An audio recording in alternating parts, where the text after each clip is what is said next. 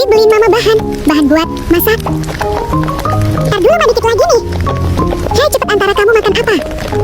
Iya mah. Aduh lagi anak main juga. Tadi kayaknya mama minta telur sama sayur. Ya udah aku ke warung dulu. Sesampainya di warung, Ibu beli? Zi, tar dulu ya ibu. Mau layanin yang lain dulu. Emang kamu mau beli apa? Aku mau beli sayur sama telur. Oke, tunggu dulu ya. Ini ya Zi. Makasih ya Bu. Iya, sama-sama. Mah ini bahan-bahannya. Iya makasih ya. Mah tapi aku mau beli sendalku jelek. Ya udah, sono duit mama ada di meja. Oke mama kasih ya. Yay beli sendal baru. Aku bawa duit berapa ya? Bawa segini aja deh. Aku beli ini deh, lucu, aku mau pasangin dulu. Bayarnya pakai kris aja ya. Okay. Saatnya pulang.